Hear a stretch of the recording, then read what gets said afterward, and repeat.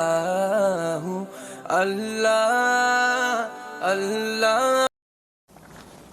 باللہ من الشیطان الرجیم بسم اللہ الرحمن الرحیم. خواتین و حضرات السلام علیکم ورحمۃ اللہ وبرکاتہ و مغفرتہ. پروگرام احکام شریعت اور فقہ حنفی سے متعلقہ مسائل کے ساتھ ایک دفعہ پھر حاضر ہیں. کسی نے کویسچن کیا ہے کہ کیا مائکرو نیڈلنگ کروانا شرعاً جائز ہے یا نہیں؟ یہ چہرے کی کھال کی مینٹیننس کے لیے کروائی جاتی ہے، کیا حکم شرع ہوگا؟ دیکھیں، اگر واقعی کسی ڈاکٹر نے سجیسٹ کیا ہے تو اس میں باریک سی جو سوئی کی طرح وہ نیڈل ہوتی ہیں، سوئیاں ہوتی ہیں، اور اس سے کھال میں اس کو ڈالا جاتا ہے اور اس کی مینٹیننس سے کام کیا جاتا ہے. تو اس کے تھوڑے بہت سائیڈ ایفیکٹ ہوتے ہیں لیکن وہ خطرناک نہیں ہوتے ہیں. تو اگر ڈاکٹر نے سجیسٹ کیا ہے، علاج کی غرض سے ہے، تو پھر کوئی حرج نہیں ہے، کروا سکتے ہیں.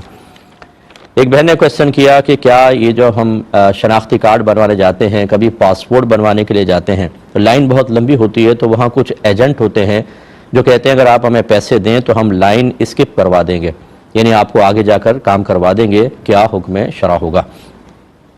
دیکھیں، ایسا کرنا شرعاً جائز نہیں ہے کیونکہ یہ اللیگل کہلاتا ہے. بعض چیزیں ایسی ہوتی ہیں کہ لائن اسکپ کرنے کے باوجود وہ لیگل ہوتا ہے. جیسے کوئی گورنمنٹ کی بڑی شخصیت ہوتی ہے تو اس کے لیے بعض اوقات جلدی کام کروا دیا جاتا ہے، تو اگر اس کو گورنمنٹ نے کوئی رعایت وغیرہ اس طرح کی دی ہو تو گنجائش نکل سکتی ہے، ورنہ عام حالات کے اندر لائن کو ہی جوائن کرنا چاہیے. اور اس طرح اگر کریں گے تو حق العبد تلف ہوگا. ہاں، یہ ایک صورت مزید بھی بن سکتی ہے کہ اگر کوئی بہت ہی سخت ایمرجنسی ہے، ایسی کہ مطلب یہاں سے پاسپورٹ بنوانا بھی بہت ضروری ہو، ارجنٹ ہو. پاسپورٹ میں تو یہ ہو سکتا ہے، شناختی کارڈ میں تو پھر بھی آدمی بعد میں کروا سکتا ہے. تو اس میں اگر ایسا ہو کہ کوئی اچانک کام آ جاتا ہے اور بہت ہی جلدی نکلنا ہے اور یہاں پر بھی کام کروانا امپورٹنٹ ہے، تو پھر شاید مطلب میرے نزدیک کچھ گنجائش نکل سکے گی. اللہ تعالیٰ معاف فرمانے والا ہے، ورنہ یہ لائن حق العبد کا چونکہ معاملہ حقوق العباد سے ہے، اس لیے لائن میں ہی لگنا چاہیے. یہ کہتے ہیں ایک بچے نے کہا کہ میرے شوہر کا انتقال ہو گیا، عدت میں نے گزار لی، تو میرے سسر یہ کہتے ہیں کہ میں اس کا نکاح اپنے دوسرے بیٹے سے کر رہا ہوں. لڑکی بالکل اس پہ راضی نہیں، خود کو مارنے تک پہ راضی ہے. کیا اس کی اجازت کے بغیر نکاح ہو جائے گا؟ بعض علماء کہتے ہیں کہ زبردستی نکاح ہو جاتا ہے، وہ اس کو جائز کہہ رہے ہیں. کیا حکم شرع ہوگا؟ دیکھیں، جب لڑکی عاقلہ بالغہ ہو تو فقہ حنفی کی روشنی میں یہ تو سسر ہے، سگے باپ کو بھی ولایت اجبار حاصل نہیں ہے. ولایت مانے اختیار اور اجبار مانے جبر کرنا. تو وہ بچی پہ جبر نہیں کر سکتا، اس کو دلائل سے قائل کرے، پیار سے مانے اور اگر منائے، اور آخر تک اگر بچی انکار کر رہی ہے تو زبردستی والد بھی نکاح نہیں کر سکتا، چاہے جا کے سسر. یہ کوئی اس کی پرائیویٹ پراپرٹی ہے یا اس کی یہ کنیز ہے، غلام بن گئی ہے کہ جیسا چاہے فیصلہ کرے. ایسے سسر کو بھی خدا کا خوف کرنا چاہیے. اور فرض کر لیں کہ اگر ایسی بچی کا نکاح کروا دیا جائے اور وہ آخر تک راضی نہ ہو، بالکل راضی کا مطلب صرف دل کی ناراضگی نہیں بلکہ ظاہر میں بھی، مثلا اگر اس کے سامنے نکاح نامہ رکھا جائے، وہ سائن نہ کرے اس کے اوپر، وکیل آ کر پوچھے آپ اجازت دیتی ہیں آپ کا نکاح کروا دو، کیا ہے کہ نہیں، اور سسر کہے بس صحیح ہے ہم کہتے ہیں کروائیں آپ، اور انہوں نے لڑکے سے قبول کروا لیا، یہ نکاح نہیں ہوگا کیونکہ لڑکی راضی نہیں ہے. ہاں، اگر دل میں لڑکی ناراض تھی، بالکل راضی نہیں تھی، لیکن جب نکاح نامہ رکھا تو بامر مجبوری اس نے اس پر سائن کر دیا، اور اسی طرح جب اس کو رخصت کرنے لگے تو وہ چلی گئی، تو یہ قلبی ناراضگی لیکن ظاہری طور پہ رضامندی کی دلیل ہے. تو شریعت باطن پر حکم نہیں رکھتی، ظاہر پر رکھتی ہے، گویا کہ لڑکی راضی ہو گئی. لیکن اگر یہ دونوں چیزیں نہیں ہیں، ظاہری طور پہ بھی ناراض، باطنی طور پہ بھی ناراض، تو زبردستی کوئی بھی نکاح نہیں کر سکتا. اور فرض کر لیں کہ لڑکی بامر مجبوری جبر میں سائن کر دے، جیسے میں نے کہا نکاح تو ہو جائے گا، لیکن یہ سسر کو کس نے اختیار دیا تھا کہ ایک عاقلہ بالغہ بچی کو فورس کر کے دوسرے بیٹے سے نکاح کروائے؟ اس پر وہ یقیناً گناہ گار ہوا اور میدان محشر میں جواب دہ ہوگا. کیا ہماری بھتیجیاں پڑوس میں ایک عورت سے پڑھ سکتی ہیں؟ قرآن پڑھنے جانا چاہتی ہیں کہ جس عورت کے بارے میں معروف ہے کہ اس کا عقیدہ ٹھیک نہیں ہے، کیا حکم شرع ہوگا؟ دیکھیں، اگر آپ جانتے ہیں، کنفرم ہے، بعض تو لوگ افواہ اڑا دیتے ہیں خامخواہ، لیکن اگر آپ کو یقین ہے کہ اس کے عقائد ٹھیک نہیں ہیں، وہ اللہ تبارک و تعالیٰ کے بارے میں غلط قسم کا عقیدہ رکھتی ہے یا ہمارے نبی کریم کے بارے میں، صحابہ کرام، اہل بیت اطہار کے بارے میں، تو ہرگز اپنے بچوں کو ایسے ٹیچر سے نہ پڑھوایا جائے. حضرت علامہ ابن سیرین رحمۃ اللہ علیہ ایک بڑے عالم تھے اور امام اعظم ابو حنیفہ رضی اللہ تعالی عنہ کے ہم عصر تھے. کچھ لوگ ان کے پاس آئے اور کہا کہ ہم آپ کو قرآن سنانا چاہتے ہیں. آپ نے فرمایا میں نے نہیں سننا. بہت اصرار کرتے رہے، آپ منع کرتے رہے. انہوں نے کہا اچھا چند حدیثیں سن لیں. فرمایا کہ نہیں، حدیث بھی نہیں سنوں گا. حتیٰ کہ وہ مایوس ہو کے چلے گئے تو آپ کے کچھ شاگردوں نے کہا کہ حضور وہ قرآن و حدیث ہی تو سنا رہے تھے، آپ سن لیتے۔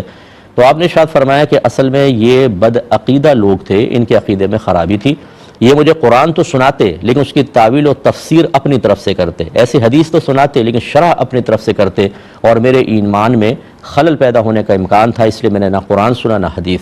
اس لیے اس چیز کو ذرا ذہن میں رکھیں، بہت ہی امپورٹنٹ ہے۔ تو بچوں کو کس استاد سے پڑھا رہے ہیں یہ اچھی طرح سمجھیے، کیونکہ بچوں کا ذہن ایک سلیٹ کی طرح ہوتا ہے، صاف سلیٹ، اس پہ جو لکھ دیں گے وہی نقش ہو جائے گا، اس لیے اس طرح کے لوگوں کے پاس نہ بھیجا جائے۔ کہتے ہیں کسی نے پوچھا کہ کیا یہ بات ٹھیک ہے کہ مشرک تمام کافروں سے اور مرتد مشرک سے اور منافق مرتد سے بدتر ہوتا ہے؟ دیکھیں، مشرک تو وہ ہوتا ہے کہ جو اللہ تعالیٰ کی ذات یا صفات میں کسی کو شریک ٹھہرائے، اور یہ یقیناً بدترین کافر ہے، بہت بڑا کافر ہے۔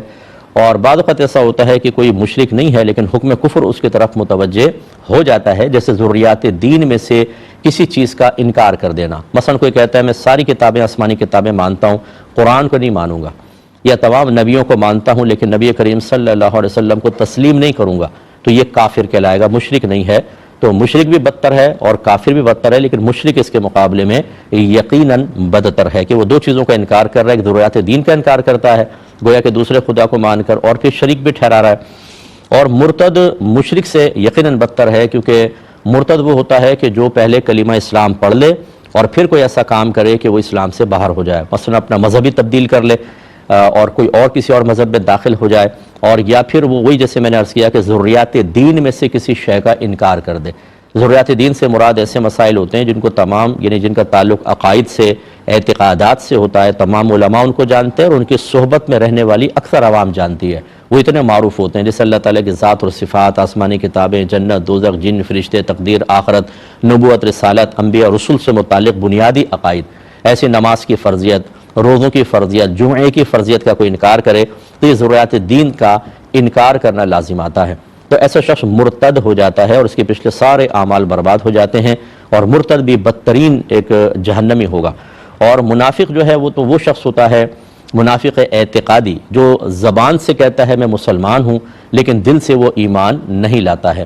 تو حقیقتاً اس کو بعض نے مرتد میں رکھا ہے کہ جب وہ کلمہ پڑھتا ہے ظاہری طور پہ تو ہم اس کو مسلمان مانیں گے، لیکن پھر وہ دل سے انکار کرتا ہے تو مرتد ہو گیا۔ اور بعض نے کہا یہ مسلمان ہوگا ہی نہیں، کیونکہ دل سے یہ پہلے انکار کر رہا ہے، جیسے سرکار صلی اللہ علیہ وسلم کے زمانے کے منافقین اعتقادیہ تھے کہ وہ زبان سے کلمہ پڑھتے تھے لیکن اولاً ہی دل سے نبی کریم کو نبی تسلیم نہیں کیا تھا، وہ صرف تلوار کے خوف کی وجہ سے یا مسلمانوں کو ملنے والے فوائد کی وجہ سے وہ بظاہر اسلام کو ظاہر کیا کرتے تھے۔ تو سب سے نچلے طبقے کے اندر یہ کہا گیا ہے کہ منافقین اعتقادیہ ہوتے ہیں۔ تو بہرحال سارے ہی برے ہیں، ان میں درجہ بندی کا سوچنا کہ کون اوپر ہے کون نیچے، میں نے جواب تو دے دیا، لیکن اس کے بجائے ہر ایک سے بچنے کی کوشش کرنی چاہیے کہ خدا نخواستہ زندگی میں کوئی ایسا عمل نہ ہو جائے کہ ہم کافر یا مشرک یا مرتد یا منافقین میں شامل ہو جائیں، اور اس کے لیے یقینی سی بات ہے علم دین درکار ہے۔ جو آپ کے گھر میں عقائد ہیں، کیا آپ نے ان کو کسی عالم دین سے سیکھا ہے یا کسی مستند عالم دین کی کتاب پڑھ کر سیکھا ہے؟ اگر نہیں تو خرابیاں پیدا ہو سکتی ہیں، امکانات ہیں۔ تو اس لیے کسی اچھے مستند مفتی صاحب سے ضرور رابطہ رکھا جائے۔